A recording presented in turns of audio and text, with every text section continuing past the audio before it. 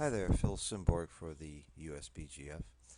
Uh, eXtremeGammon has a very cute little shortcut here with these four little buttons that I wanted to show you about. If you click on U, you're looking at setup to look at a position for unlimited games.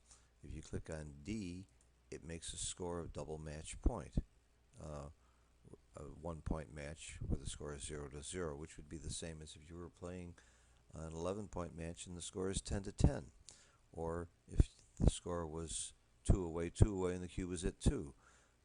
So you can play or set up positions and see an evaluation based on the score of being 1 away, 1 away. In this case, gammons don't matter, and that's going to affect even your opening plays. It's not going to affect a 3-1, but for example, at double match point, a 4-1, you hit the button, and you'll see all rolled out that you would slot your 5 point with a 4-1. You would not slot your 5 point with a 4-1 at a normal score at unlimited games or at a score where, for example, 7 away, 7 away. Let's see how you would play a 4-1 at that score. You would split the back checker. In this case, it's close. It's 0.003 difference between the split and the slot, but it slightly prefers the slot. If you put your cursor over, you'll see that this was rolled out by Neil Kazaros, 46,656 games, and it was 4-ply with variance reduction. That's a bunch of technical stuff that you don't need to get into, and if you really want to get into it, you can go to help and read about rollouts and understand how they work better. So at double match point, this is how you'd play 4-1 in an unlimited game, or what they call a money game, or at a score of 7 away, 7 away, 11 away, 11 away. With a 4-1, you would split. You don't want to take the chance of getting hit, and you have a great builder with this 4 here, and it's right to do the split. You can also play at S, which is Gammon Save. That means you are winning 1 away, 2 away, and it's Crawford. And this is a game where you don't want to get gammoned, because if you get gammoned, your opponent wins the match, and you don't care about winning gammons because you only need 1 point. So this game is going to be played without the cube, and on Gammon Save, of course, it's much better to split with the 4-1. And you can see now we're starting to get into some significant differences, more than 1%, which many people don't think is that significant, but it adds up, and it's an important concept to understand. And of course, the other player, if red is playing on Gammon Save, that means that blue really wants to get gammon. So how would blue play 4-1?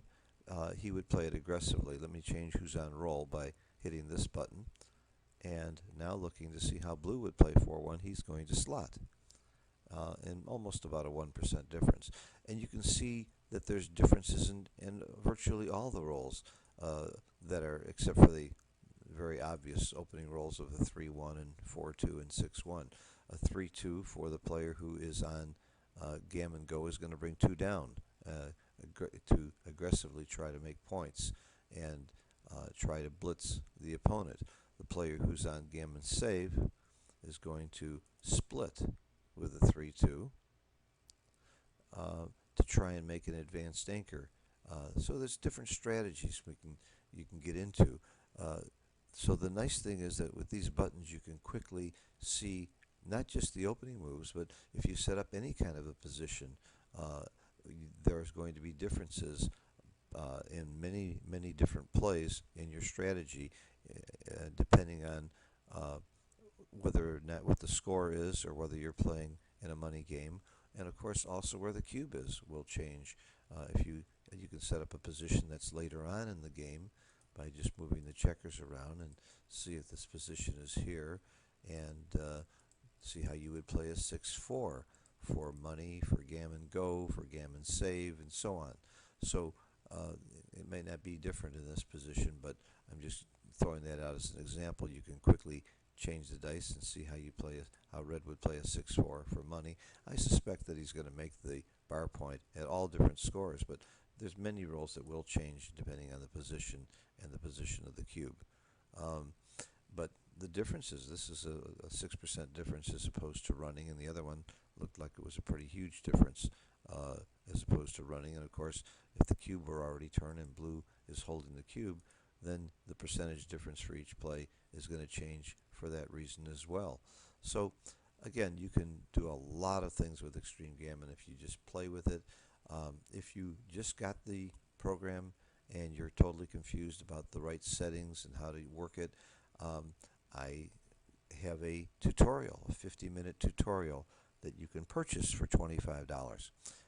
Just email me at pjsimborg@gmail.com and I'll send you a link. You can watch a 50-minute tutorial, and of course after the tutorial, if you have questions, you can email me some questions, and I'll give you a little extra help if there's something you still don't understand. But in 50 minutes, you can imagine I'm giving you a lot of information about how to use it and getting in depth about this.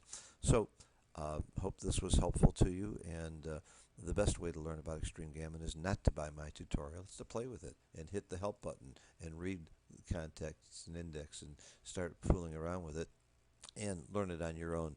You'll discover there's a tremendous amount of information and a lot of different settings you can use to do a lot of different things. Thanks for watching. Bye-bye.